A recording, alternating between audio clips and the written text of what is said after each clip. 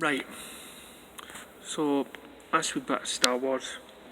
So I've already, as those people that follow me know, that I was a huge Star Wars fan, and The Force Awakens destroyed that. Yes, I noticed it was doomed from the start. I mean, the three people, Han, Luke, and Leia, never got together in the first one. Han Solo dies, ending that dream. Chewie never getting a hug from Leia when Han Solo died. Hugged Rey and stuff like that. Mark Hamill was only in it for the last couple of minutes. There was lots of things that didn't do fan service in that movie, especially from someone that grew up loving these movies, buying the books, the graphic novels, the Elseworlds, and all that sort of stuff, memorabilia, supporting the prequels,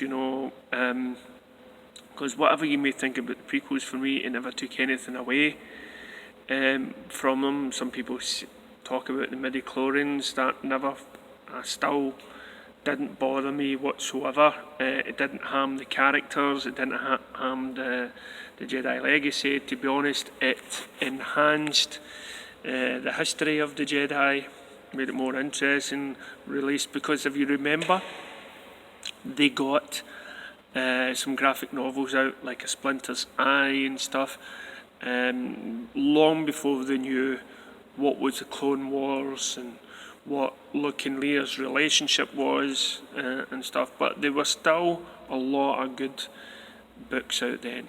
And so I've seen some posts coming out about Mark Hamill's done with Star Wars and he's the ghost in the next one.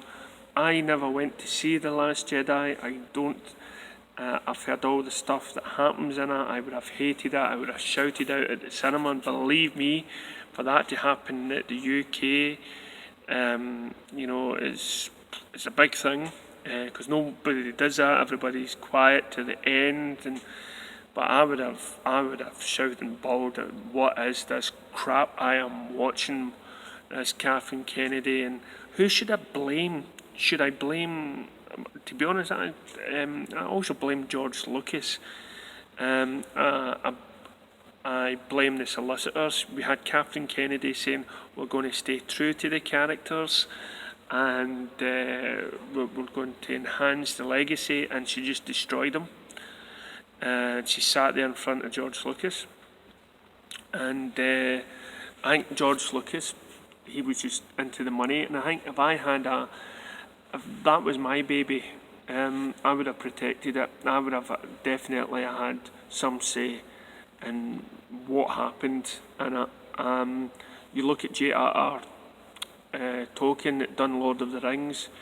Him and his family protected those books a long time, and it took forever to get the rights to make the movie. So that's what you call passion for that guy's own creation. So for me, by George Lucas just walking around, he's let his own thing that he created be destroyed. I don't get people that are only now walking away or claiming to be a Star Wars. This is my own personal opinion, of course. You can argue with me all you want, but for these people that are still going to see these Star Wars movies, Jedi Council, the one that are kissing, like Collider and stuff, the ones that are kissing Star Wars, Walt Disney's butt, they're not fans as far as I'm concerned. I just watched another one. I don't know if he was connected to Geeks and Gamers, I don't know, but he was dismayed about that's end Luke Skywalker's legacy, but the thing is, these people say that they're going to see this movie, that they're going to see this and how it's destroyed Luke Skywalker's. For me, Star Wars ended with Lucas. It ended with the Return of the Jedi. if he wanted to, if he really wanted, he could have had Dave Filoni or something, his name is, that does the Clone Wars cartoons. Somebody that gets Star Wars. That's who you should leave the franchise to. I'm lucky I never went to see The Last Jedi and have no interest in it anymore past that. Because for me, I've finished my chapter in the Luke Skywalker thing. It may, you may say, but the graphic novels and the books and the Thrawn trilogy and everything else, they're not canon fodder for the movies. No, but it had George Lucas' seal of approval. It's an expanded universe of the Star Wars thing that had to, before they were written, had to get some sort of agreement with Lucas. And not one of those books for me destroyed it. I even loved the Yu Zhong Fong and stuff like that. So for me, the movies carried on.